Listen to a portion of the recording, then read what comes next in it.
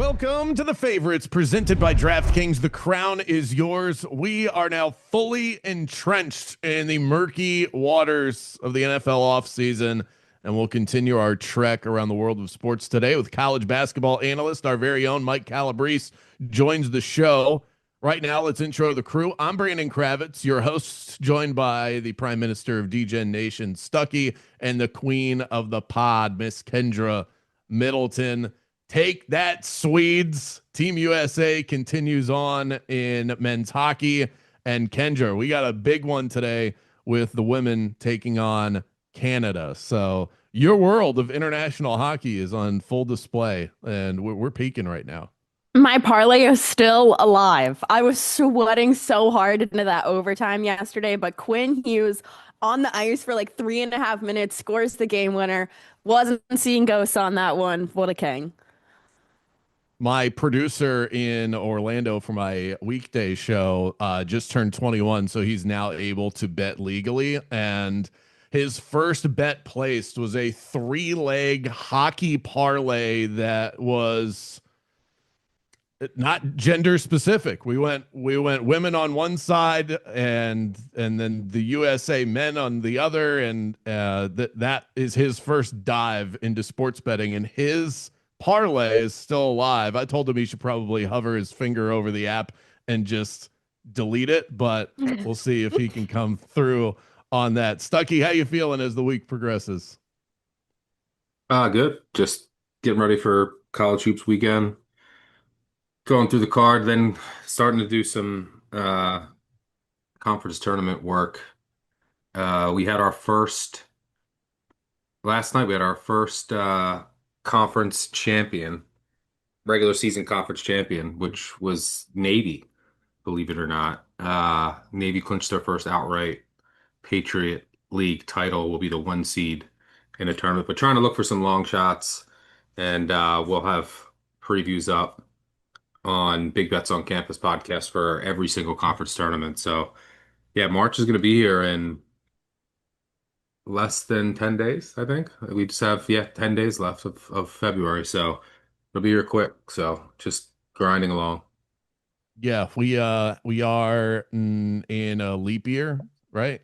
So No, next year, I think. next year's the leap year. Well, anyway, well, the fewer days, the better to get to March and the madness that comes with it. All for that. The NBA All-Star break is over and done with. I finally get my precious NBA back on the screen tonight. Will be a late one for me. I'm working Magic Kings tonight, and that starts at 10 p.m. on the East Coast. So Gross. say a prayer for me. The two worst teams against the spread in the NBA, by the way, are the Magic and the Kings. So tread lightly with that one. Stuckey, you want to grease the wheels for us with your random question of the week? All right, so I'll go first. I'll give you guys time to think about it. Just keep it simple. What are your fears? Do you have any phobias? So my I guess I'll say I have like four. I was trying to think about this. I'm not really like an anxious person. Um, I don't have like the normal phobias. Like I'm not afraid of heights or spiders or things like that. My main one is trypophobia, and that do you know what that is?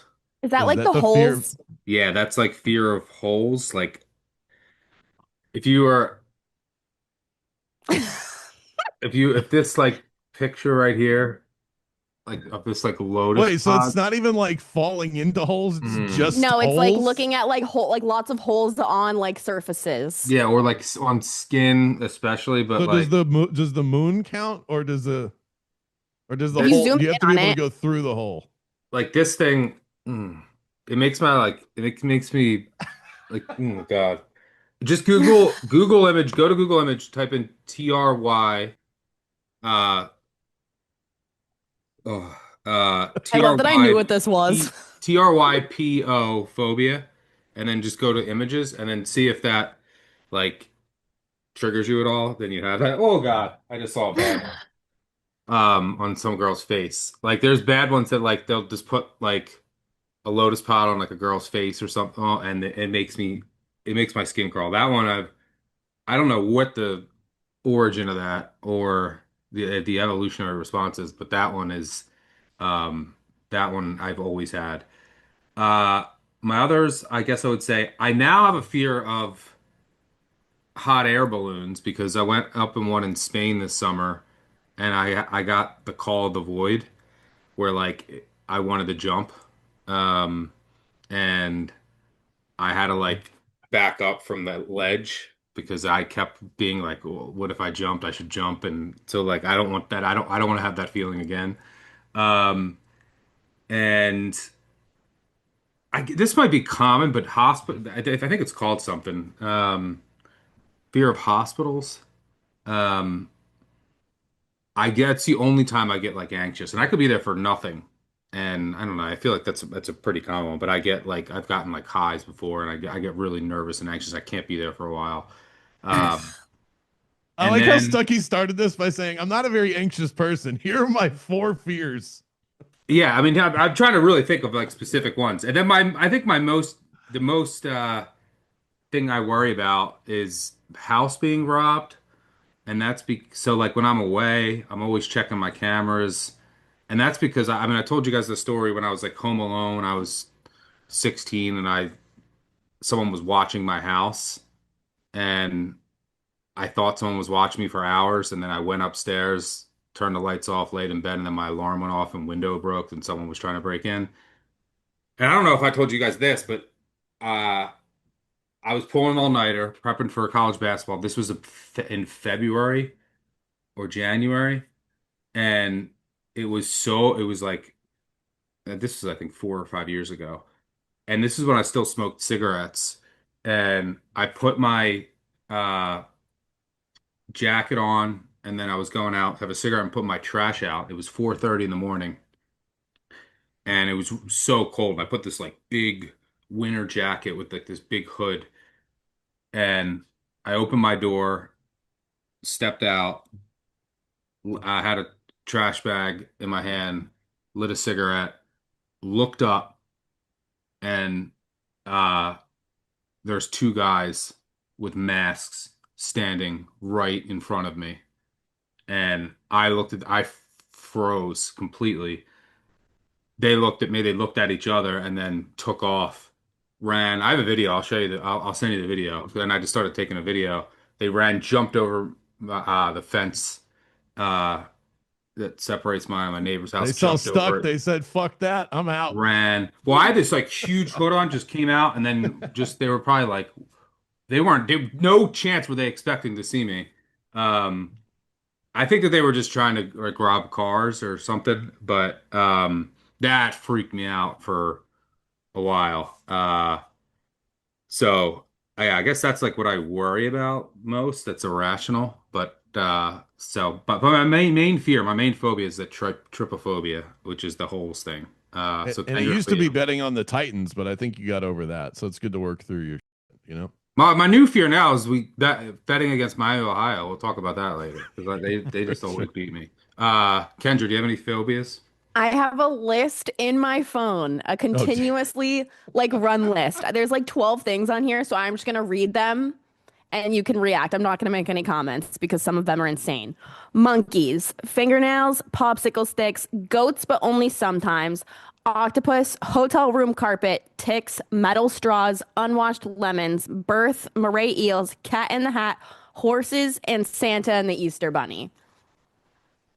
okay. A lot of these make sense. The Cat in the Hat. Yeah, the Cat cat in in the the Hat's hat. so scary. It's So a creepy. book. Yeah, but like Like any of the like are you ever faced with that fear? Halloween, Moray eels are freaky. moray eels are so scary, dude. Honestly, unwashed lemons. Think about how many people touch citrus before it gets to you, and it's not a fruit that people wash. So like it's been through like everything it's been through in its life and just like arrives to you like that disgusting. And then hotel room carpet, never cleaned. You walk on it barefoot. No, no. Octopus, so smart. Popsicle sticks, don't even get me started. I can't. I think octopus are aliens. They're so smart and they're so strong. It's so scary. Metal straws? Yeah, because like I saw a video one time of a girl who was like walking down her stairs and she tripped and she had like a thing in her hand and the straw went through her mouth and like up through her nose because they don't break. Interesting. Okay, Kravitz, do I you don't have know. any fears? You're gonna win the depth of phobias. How about you, Brandon? Yeah, for sure. One thing that you will learn, Stucky, as your child gets older is that all of your fears start to sort of wash away because everything that brings you anxiety is just that keeping your kid alive and safe. And it starts to one positive, there's a huge negative that comes with that because you're stressed constantly and you don't sleep as well. But your fears you start to detach from the things you've been scared of your whole life because it's like, who cares? As long as my kid's okay. Clowns, spiders, heights. I used to have all the predictable ones. Lately, though, I've had this irrational fear. I like to ride my bike often that I'm going to be attacked by a panther that's just sort of found its way out into the suburbs. All right, so Brandon, but fear of Panthers. Yeah, I get the kid thing because now that's really all I care about. Although he's still a newborn, so there's not much. Like I'm just fearful. We have like cameras and monitors on him, so like just making sure that he's always breathing and okay. But I used my adult things. I used to be afraid of spiders, I guess, like like every kid is. But I like Yeah. spiders now. Around my house, they like take care of the pests. If there's like a spider with a web living outside right near my house, I like he's Yeah, fine. but outside is different. So, how are you handling if there's one that's like at least the size of the majority of your palm in the house? Are you disposing of that, or are you like, oh, good, he'll take care of the other things I don't want in here, and you just kind of let him ride? Uh, I mean the size of my I don't live in Florida, so like size of my palm. That's um.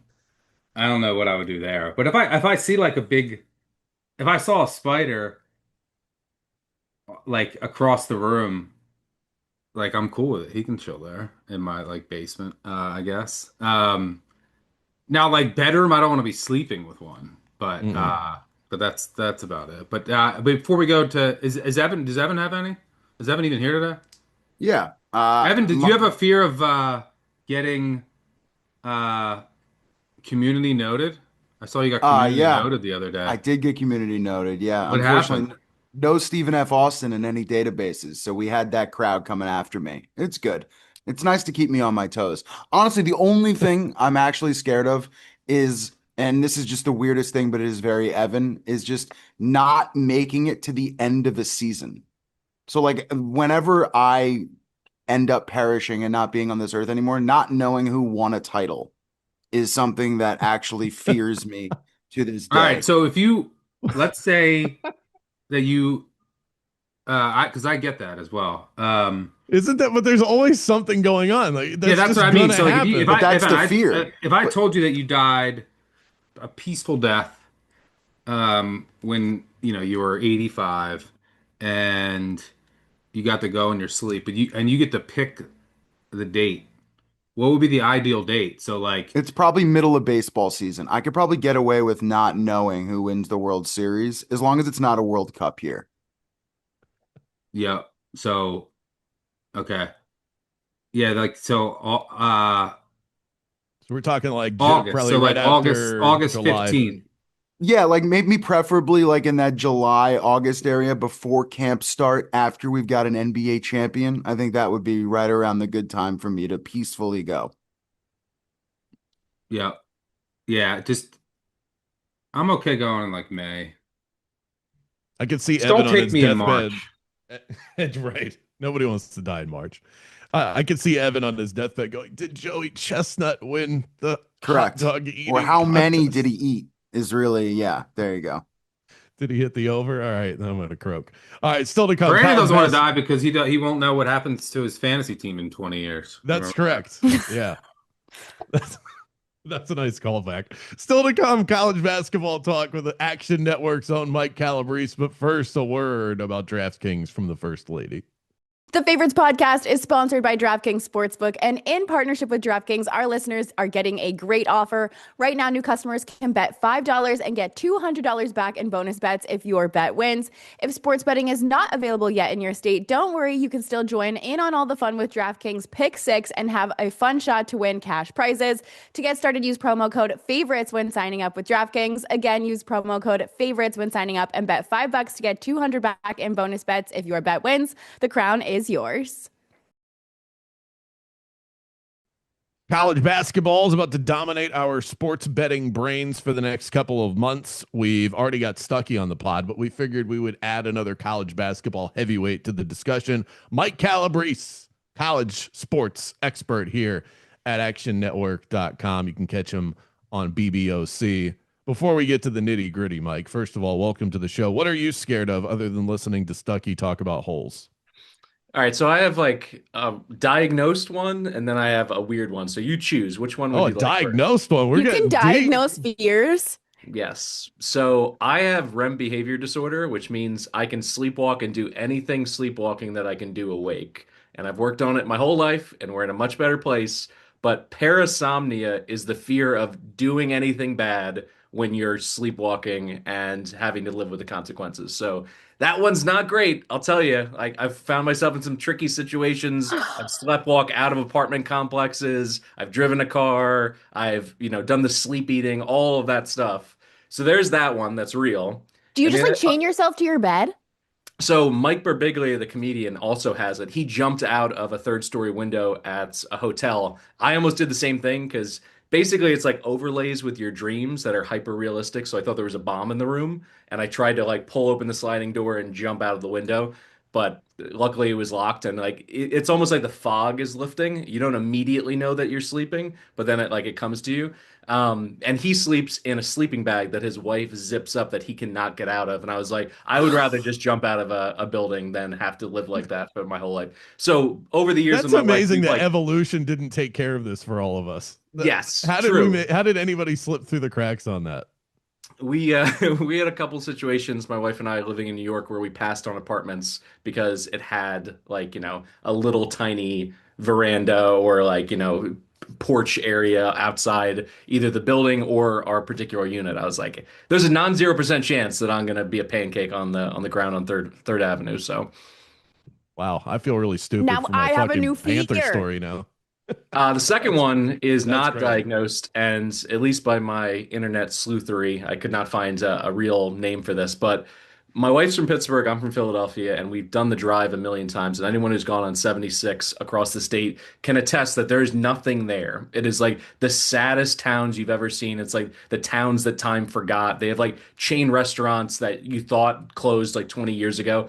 I have this irrational fear if we ever pull off like to go to a Roy Rogers or something, that some series of events is going to happen that I am forced to live there and like restart my life and I am locked in place. I guess the only analogy is like I guess like Beetlejuice a little bit where they die and then they're stuck in that town in that house. Like kind of that element. It's an irrational fear of mine. Wow. Also Wow. Beetlejuice, because he's pretty terrifying. Yes. Also, I mean, since you I brought think it up. eventually we'd be pals. He's a little zany. If you can get around the earthworms or whatever, the sandworms outside the house. I mean, I'm kind of an indoor cat as it is. As long as I have, internet that works on like Kendra's, then I can go ahead and stream It's all true. the sporting events that I want. Wait, Well, what's the as- worst thing you've done while sleepwalking?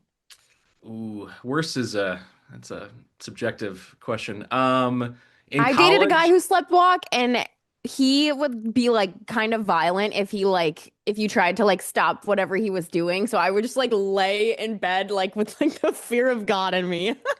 The current one is that probably like once every couple months, I think that there's a bird in the bed, and I will immediately start stripping off all the sheets, and my wife gets so pissed naturally with that. That's the recurring one that puts me in hot water. There's nothing like coming out of a fog, and it's like I'm already down like 80 points here. I'm getting blown out in this argument for being a total maniac. Well, that sounds like an awful feeling. I'm not sure that it rises to the levels of asking Mick Cronin a question.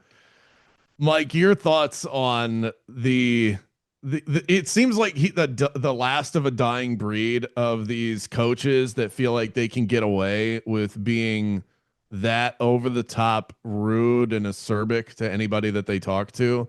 Are you surprised that it still works for Mick Cronin and that he hasn't been, yeah, air quotes, that he hasn't been phased out of the sport yet? Because it feels like all of the Bobby Knights have been slowly kicked out. Yeah, he's Bobby Knight without the charm or the championships. That's basically what he's going for. And UCLA would fire them, but they're underwater financially. They can't afford to fire him. And I think he knows that.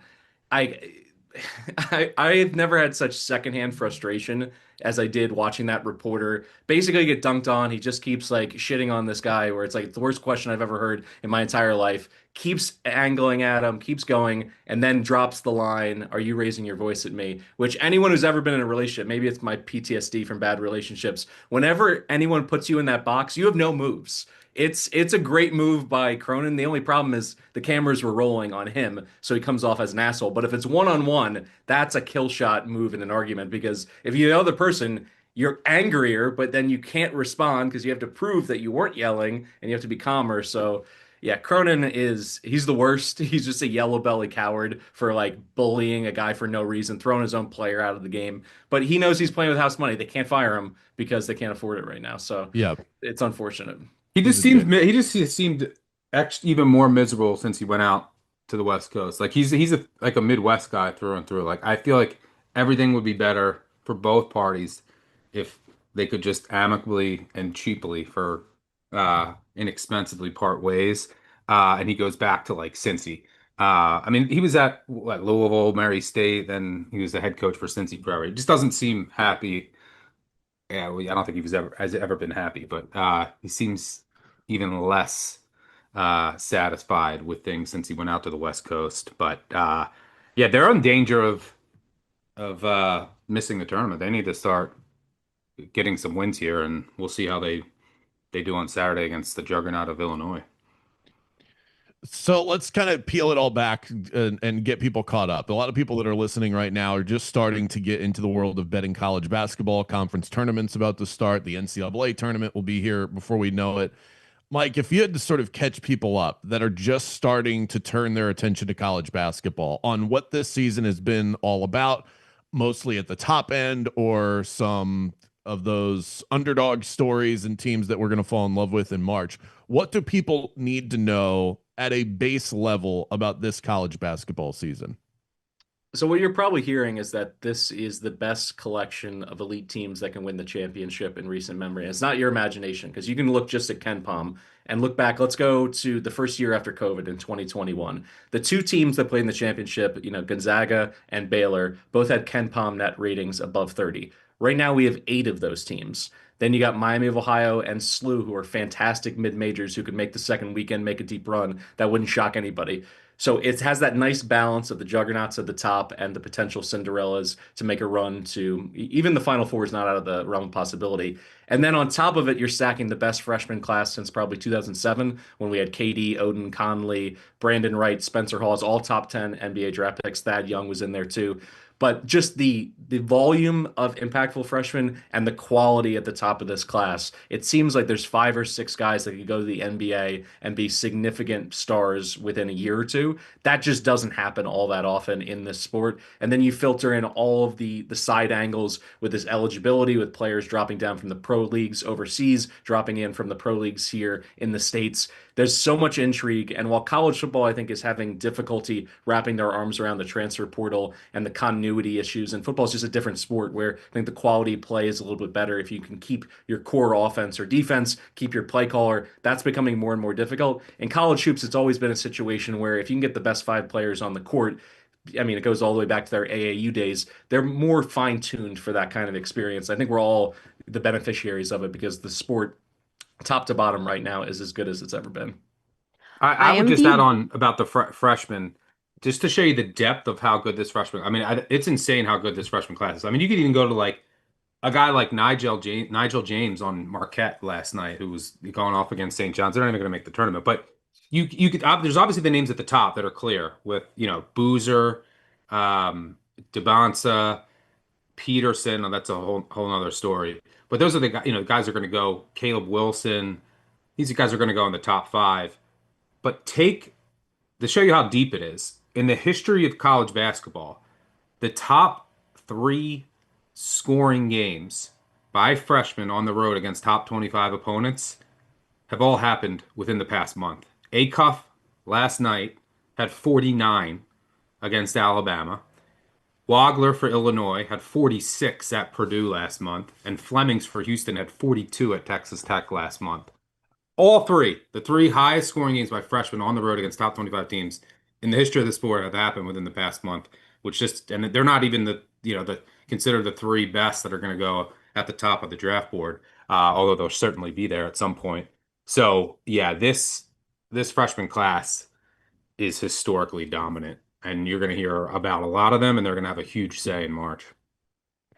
I am the definition of a casual when this time of year rolls around for college basketball. So, do you have any tips for people like me? I mean, I've been sitting here kind of reflecting on my NFL season. What did I learn? What can I change for next year to be better at gambling? Are there any tips that you have for people like me or people who are listening to this show who are kind of switching from the NFL over to college basketball and heading into this point of the season? The first one, it seems simple, but folks don't consider it all that often when they're in a March Madness pool. Always consider your strategy vis-a-vis how many people are in the pool. If you're in a smaller pool and you want to go really chalky, that's not a bad strategy. It certainly worked last year. The top of the sport this year is looking like, the winner's probably going to come from the 1 or 2 line.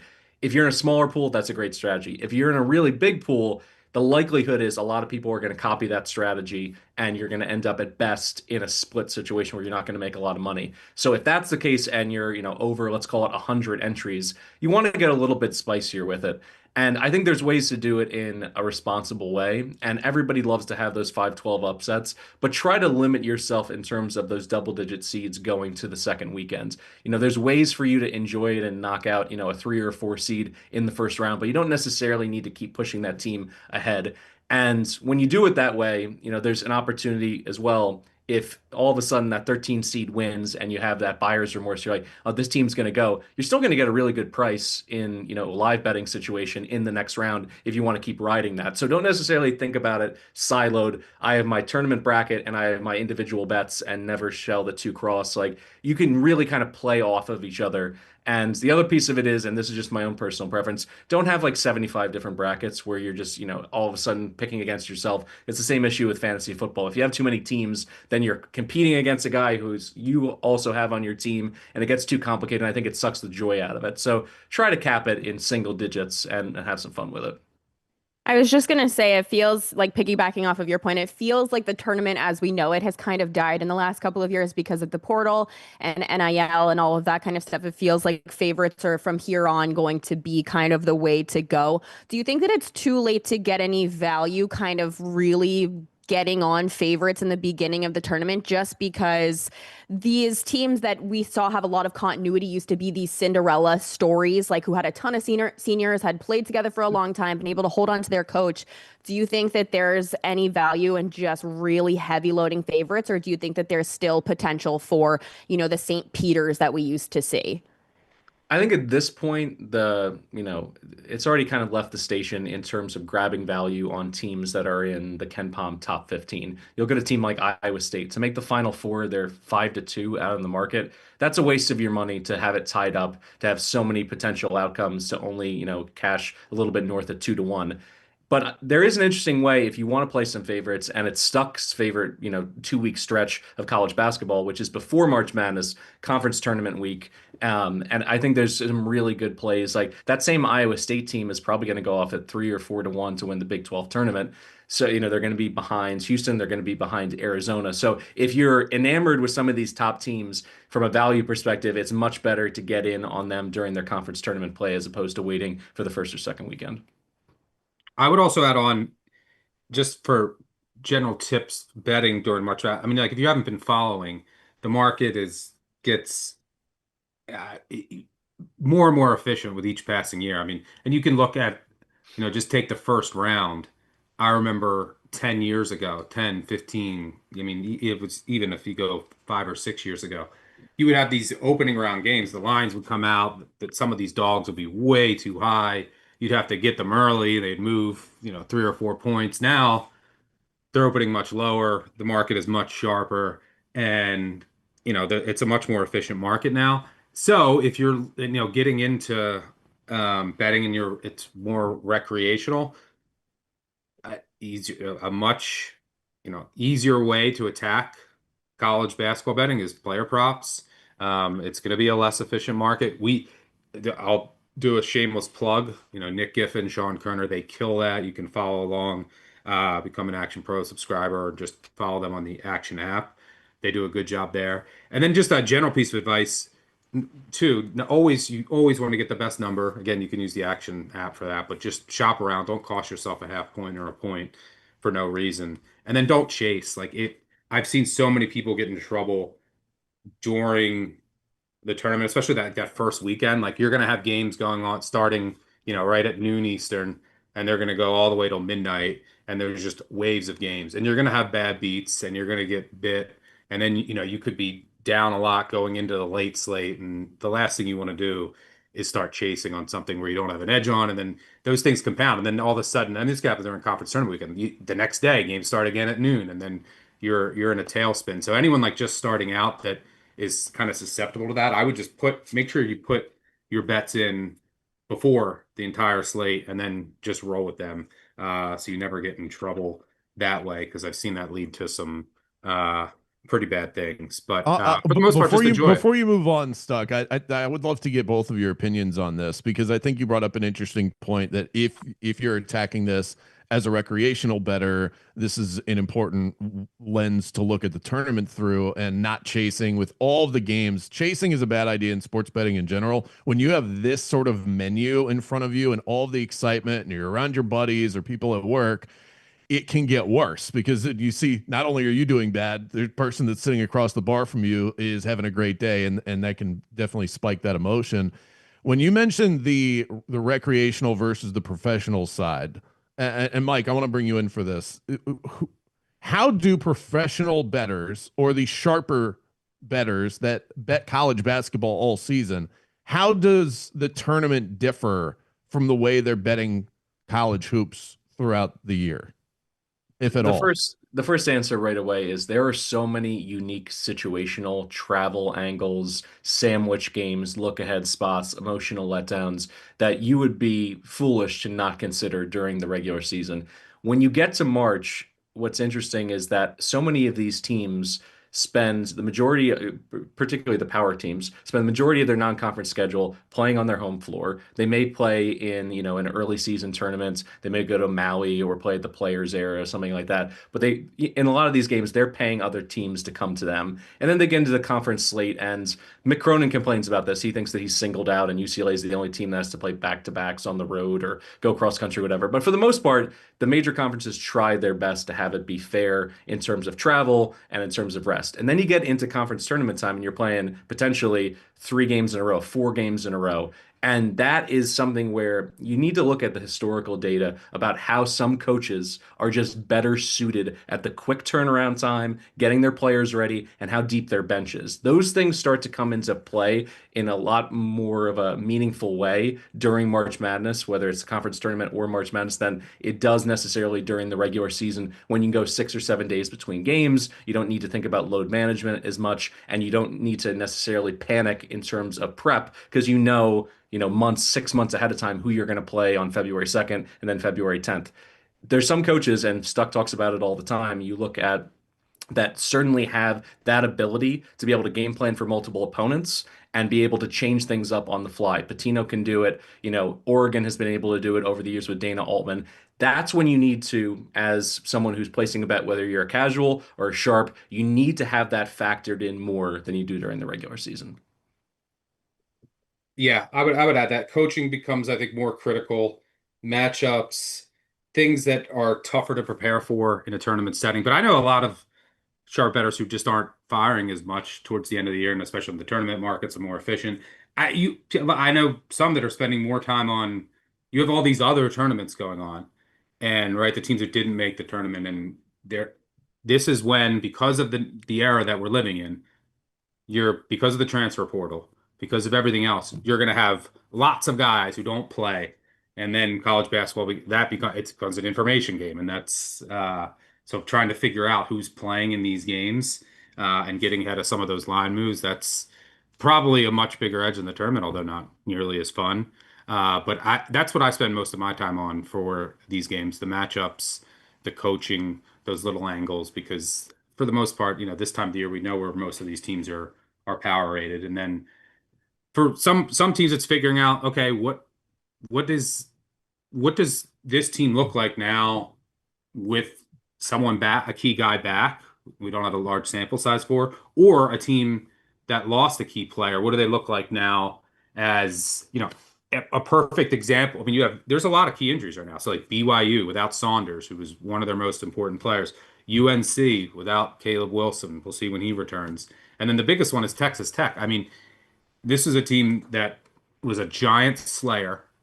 I mean, they have wins over Duke, Arizona, And and Houston. Houston. It's crazy. Like insane, and they're well coached, but they were so reliant on the 1-2 duo of Anderson and Toppin. And then Toppin opened up so many other things, Outwell shooting open shots, but losing JT Toppin to an ACL injury.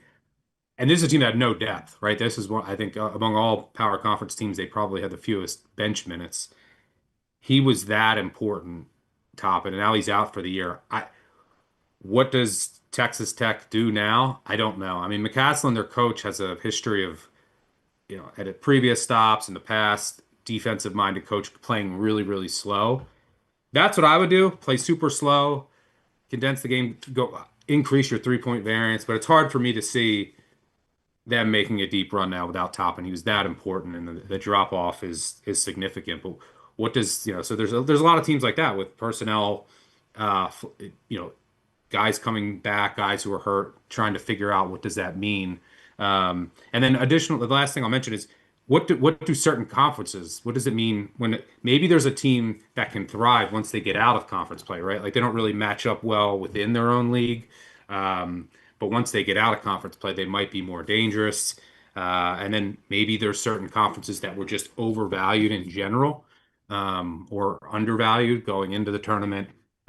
So yeah, there's a lot more nuance when you get out of like the grind and the dog days of conference play. So that's all I'll add there. Mike, as far as the Toppin injury goes for Texas Tech, does that rule them out of being a team that you would take deep in your bracket?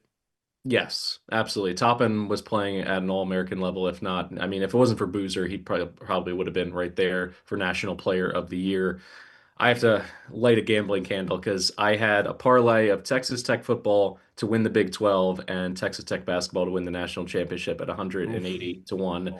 But that's up in smoke. That's gone. So I'm riding with my Houston ticket, 17 to 1. Got some good value there. But yeah, McCaslin, I think, can impact the game in terms of his coaching. Defensively, they took a step back because they wanted to play faster this year. They cracked the top 25 in KenPom offensive efficiency. They look great in those upsets against major teams that Stuck just mentioned. But I think he can muck these games up and turn them into kind of a half-court grind and a slog, and that may impact how you want to bet their totals. But from a perspective of them winning on the second weekend, I think that's out the window. Darren, It feels like Sweet 16 is the ceiling for them now. Yeah. I mean, I'm very curious to see what they look like in conference tournament play because the Big 12 is as stacked as any. Darren Peterson, what do we do with this guy? He missed another second half with cramping. We go with air quotes again. Is this more likely to impact the Jayhawks in the tournament or the draft stock of Peterson? Because maybe he's doing this and then it's something that he definitely won't do when we get to conference tournament play and then the NCAA tournament. Or maybe he does. And then that's something that with a loaded draft class, he's not going to end up being the presumptive number one overall pick. How do you see this impacting either Kansas or Peterson himself in the upcoming NBA draft? Maybe it's because I'm a tortured Sixers fan, but the NBA draft community seems to just be breezing by, these cramps and the fact that he's opting out when he has the cold or flu, whatever it was, calling out of games. Like he made a three last night, turns around immediately, basically slaps Bill Self, like, get me out of this game. when you've lived through the Embiid injuries, Ben Simmons' disinterest in playing, the weird scenarios like Markelle Fultz just losing all confidence, like I don't want to brush it under the rug, but it seems like NBA draft nicks are like he's either number one or number two. Just like don't overthink this. He'll be fine because he's not dealing with a serious injury or some kind of chronic injury, although the cramps thing is strange. I think Kansas is likely to, be on the wrong side of this narrative at some point later in the year because even if you were to quote unquote rev it up, I think it's just mentally on the minds of not only Bill Self and Peterson and Peterson's entire handlers, but also in terms of the confidence this team has. Because if you look at Evan Mia, they play some really good basketball when he's not on the floor. So you can't tell me that in that locker room, a guy like Council isn't thinking to himself, like, play or don't play, just get the hell out of my way. Like at some point, I think it's going to have an impact on their overall chemistry because talent-wise, if he was playing 34 minutes a game, I think they could be a co-favorite to win the national championship. But I have zero confidence that he's going to play consistently like that through the Big 12 tournament and then in March Madness. I think there's going to be a game or two where this is going to rear its head, and I think that's why it makes it so difficult to kind of project where this team's going to go. Their ceiling is certainly the Final Four, if not the national championship, but they also could just kind of mess around with a team in the second round, the round of 32, and get bounced. And Peterson at halftime's like, I don't really need this. I'm about to be a multi-millionaire. I'm done. So the range of outcomes for the Kansas Jayhawks, I think, are as wide as any team in this projected field. Yeah, I would say I nobody wanna- knows. Nobody knows the real answer. So like Yeah. they're going to be. It's I don't even think Bill Self knows. He finally showed like the first bit of frustration after the game last night. So yeah, it's definitely something to watch. I have Kansas Final Four futures. I'm hoping that he does just lock in come March, but it's certainly worrisome what we've seen. I want to talk about the SAC. I think I'm having such a hard time switching from football into the basketball season because the SEC kind of sucks at basketball this year. But because of that, it feels pretty wide open. What are your thoughts on the SEC tournament coming up? Is there any way to make money on this? I want to get into basketball again because I won a lot of money on Florida last year. But I think that this is what is killing college basketball for me this year is that all of the teams that I love and care about blow. Well, I'm going to put some optimism, put a spin on this, which is Florida is going to be the presumptive favorite for the SEC tournament. Florida's guard play is up and down enough that they could lose in the first round of that tournament. Yes, their offensive rebounding, their bigs are incredible. It generally gives them a higher floor. But Boogie Flans can shoot his way out of a game for the Gators, and Lee has not been the kind of replacement at the point that they were hoping when they got him out of the portal from Princeton. So in terms of a power conference league with a team that's clearly at the top and they will be priced that way, I don't necessarily have this confidence that they're going to just glide through the SEC tournament and use that as a springboard into March Madness and get back to, the Final Four for the second straight year. I don't necessarily see that. And there's a lot of teams in the SEC, and you saw it last night with Arkansas. When everything's working for them offensively, they're an incredibly dangerous team. Vanderbilt went into deep hibernation, for about the last 3 weeks, and then all of a sudden just woke up last night at Mizzou, almost had one of the most absurd comeback victories where they hit a three in the final 3 seconds. They get a steal and they rim out on a half quarter. That's another team that if you just look at how they were playing in the first 6 weeks of the season, they were clearly a top 10 team. So it's not that difficult to talk yourself into some of these teams not named Florida to win the SEC. And really, I think you just have to embrace the madness of it and the excitement because a lot of these teams are high variance and not just from a 3-point perspective, which is always across college basketball. Anybody can get hot and knock down 15 threes. But also there's just some singular players like Acuff that we discussed earlier, who he's got March Madness darling written all over him. And with Coach Cal as well, he's, you have someone you can have issues with some of his early flameouts at Kentucky, certainly later in his tenure in the Big Dance. But this is someone who's been through all the battles, and I think he's pushing the right buttons right now. It seems like this team is adding confidence. If they can just start rebounding the basketball a little bit better, I'd be all in on Woo Pig Sooie. Embrace the suck. That's what I took away from that. Yeah, this Florida team, not quite as good as they were last year, but they are heating up at the right time. Darius Acuff, by the way, 49 points in an double overtime thriller last night as we are recording this on a Thursday. So all of us here, coincidentally, are remarkably rated similarly in KenPom. I'm a UCF guy. Kendra is an Auburn girl. Stucky, we're giving you Kentucky. 30th in KenPom for the Wildcats. 34th for Auburn, and UCF is 48th, and they've got some senior leadership and some solid 3-point shooting. If they get to the dance, they could potentially be one of those teams that upset someone in the first round.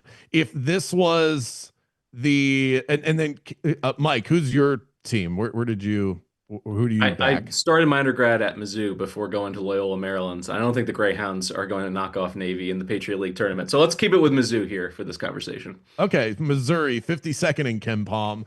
If those were the final four, somehow, some way, we got to a final four with Kentucky, Auburn, Mizzou, and UCF, which sounds like a final four that my 6-year-old would put together if I handed him a bracket.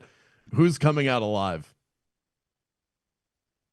I mean, who wants to jump in and make their case first? I'm not making the case for Mizzou. They turn the ball over too much. They're in many cases negative in the turnover margin on a nightly basis. They're not great on the defensive glass. Yes, they can shoot, but they've also been the only positive thing I can say, they've been snake bit. Teams are shooting like 37% from three. Generally speaking, that returns more to the average. The 3-point regression could help them.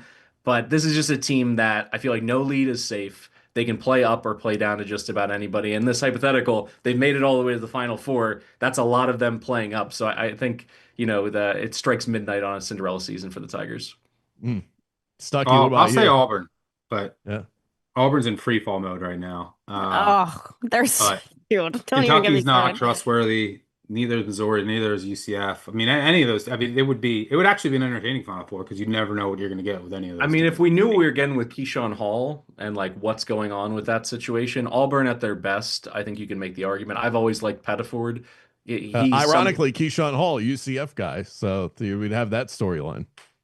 Although the coaching is, that's where Auburn is going to be at a disadvantage because I think Stephen Pro might be in over his head.